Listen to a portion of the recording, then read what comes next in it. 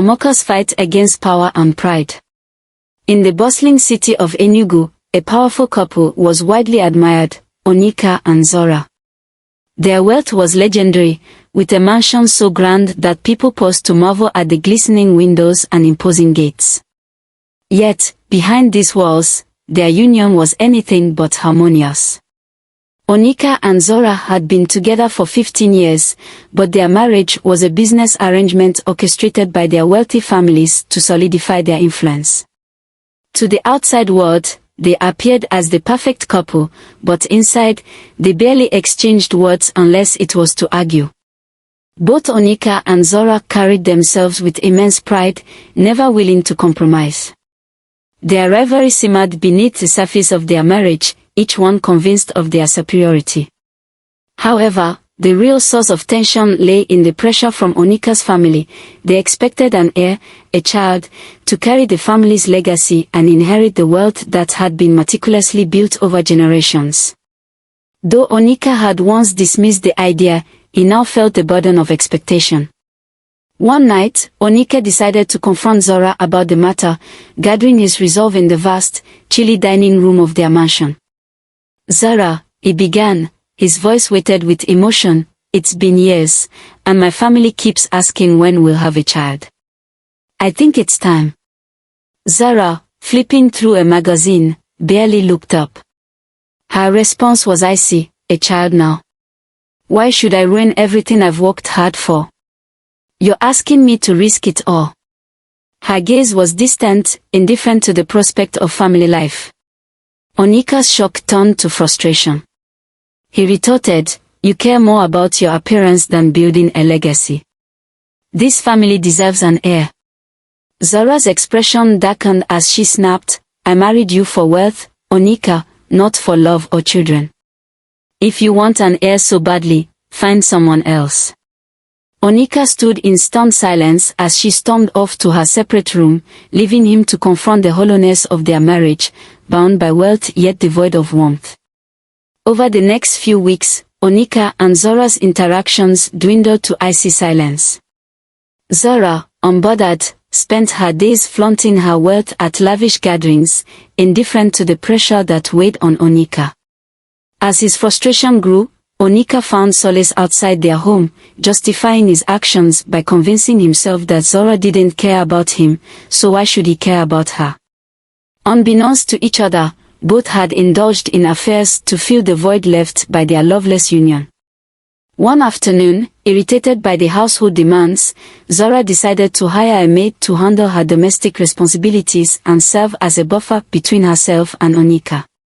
Going through applications, she noticed a simple resume from a young woman named Amoka. Though Amoka came from a modest background and lacked sophisticated qualifications, her experience working for other affluent families stood out to Zora. With a dismissive wave, she ordered her assistant to hire Amoka, indifferent to the new maid's personality or capabilities. A few days later, Amoka arrived at the mansion, her youthful face carrying traces of determination beneath her nervous eyes. She was just 22, with deep brown skin, neatly tied back hair, and attire that hinted at her modest upbringing. Zora barely acknowledged Amoka's presence, instructing her to handle cleaning duties for both her room and Onika's, as Zora now used Amoka as a go-between for any communication with her husband. Amoka was grateful for the job, hoping that the earnings would support her ailing mother, who lay in a hospital bed needing costly treatment. She threw herself into her duties, meticulously cleaning the mansion despite the tense atmosphere that lingered within. Zora treated her with cold indifference, while Onika, in contrast, observed her movements around the house with unsettling interest. His gaze was one Amoka learned to recognize and fear. Initially oblivious to Onika's stares, Amoka focused on her tasks. However, she soon noticed his lingering presence. One evening, as she cleaned his room, Onika appeared, leaning against the doorway with a smug expression. "You're a hard worker, Amoka," he murmured, his eyes tracing her movements. "This house hasn't looked this good in a long time." Amoka responded politely but kept her distance, feeling increasingly uneasy with each passing moment. Amoka's efforts to avoid Onika proved challenging. He had a way of cornering her when Zora was absent, his intentions growing clearer by the day. One evening, Onika cornered her in the kitchen, his voice low and intense as he spoke. "You don't need to fear me, Amoka. I just want to talk." But before she could retreat, his actions betrayed his intentions. That night, Onika assaulted her, leaving Amoka in silence and terror, bound by fear of losing her job and the precarious security it provided for her mother's treatment. Amoka was left shattered by the trauma of that night. Onika's threats echoed in her mind, his words cold and unyielding. "If you tell anyone, especially Zora, you regret it. You'll never work again, and I'll ensure you suffer for it." Desperate to keep her job for her mother's sake, Amoka buried the pain, returning to work each day as though nothing had happened, though her heart grew heavier with each passing hour. Weeks later, Amoka discovered she was pregnant. She sat in her small room, her hand resting on her stomach, her mind a whirlwind of dread and disbelief. The thought of bearing Onika's child was unbearable, yet she knew the risk of attempting to end the pregnancy was too great.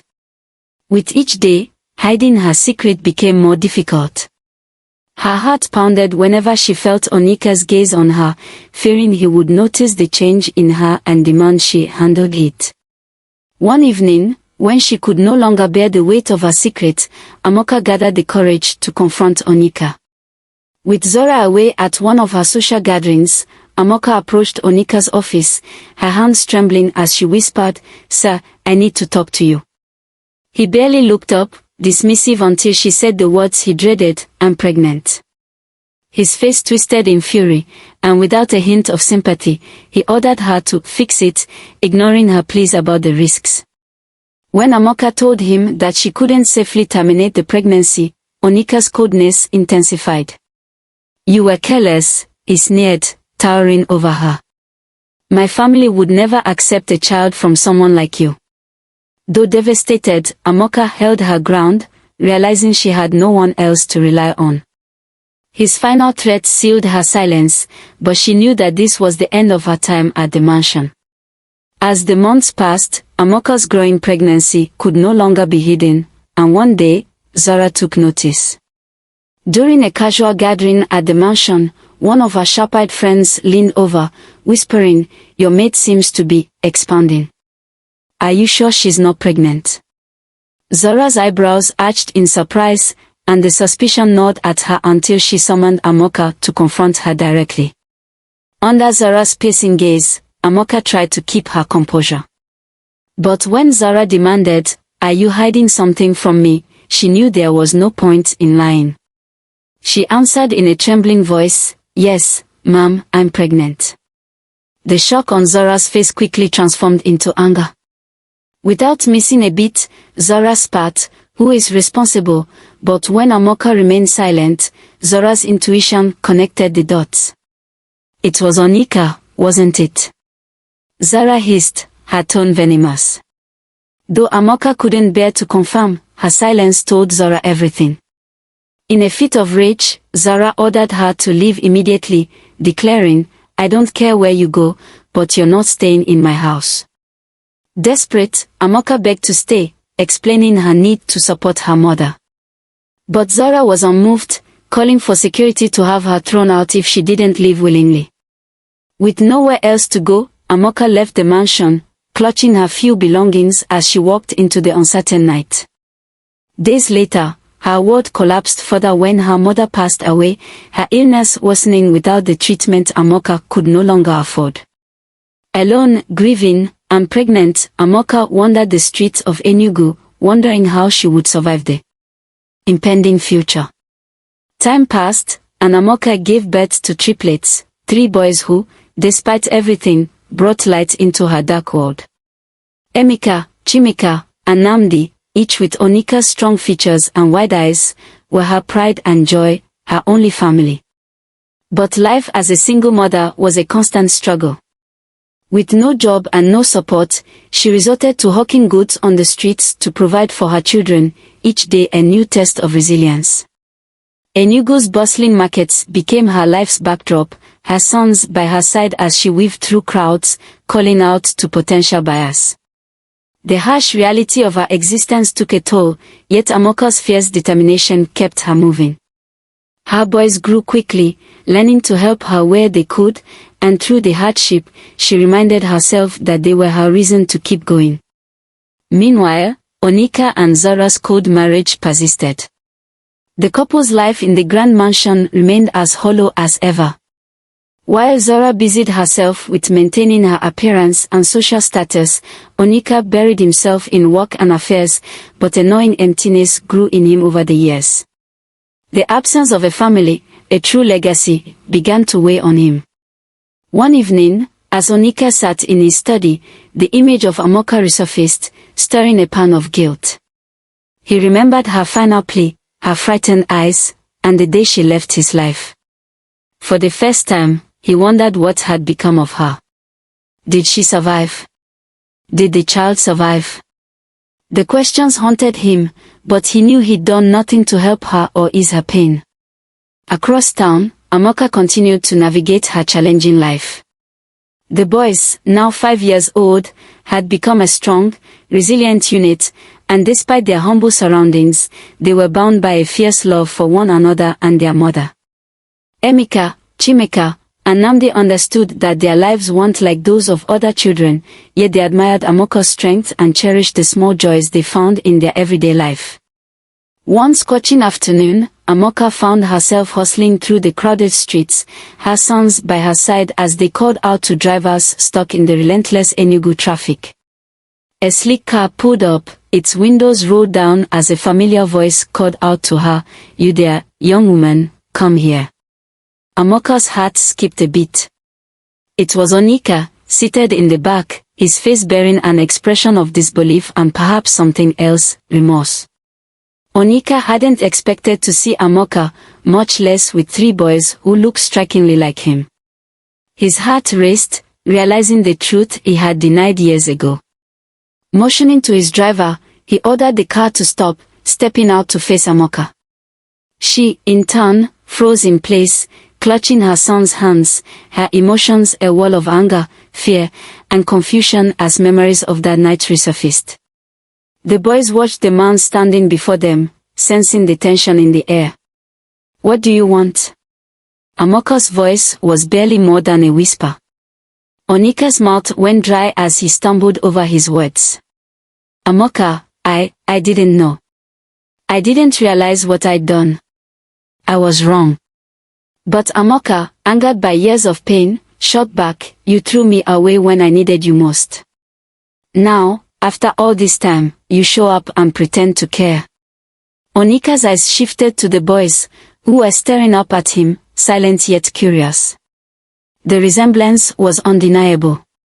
Overwhelmed, Onika knelt down, struggling to find the right words. What are their names?" he asked, his voice trembling.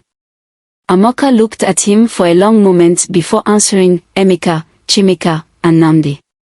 Each boy looked at him with wide, guarded eyes, unsure of this stranger who claimed to care. Onika's heart softened as he looked into their young faces, mirroring his own features. "Emeka, Chimeka, Nnamdi. I am your father," he whispered, his voice catching. The boys exchanged glances, unsure what to make of this revelation. They had grown up without a father, knowing only their mother's strength and resilience. To them, Onika was just another man, a stranger whose presence now stirred complex emotions. Amoka, observing Onika's genuine regret, felt her own heart stir with conflict. Could she trust him now, after everything he had done? "Why now?" she finally asked, her voice heavy with pain. "Why do you want to be part of their lives now, after all these years?" Onika's gaze met hers, his expression one of quiet sincerity. "Because I've changed. I was wrong, and I've had to live with that. I know I can't erase the past, but I want to make things right." Amoka held her sons close, feeling the weight of Onika's words. For years, she had carried the burden of their past alone. Could he truly have changed?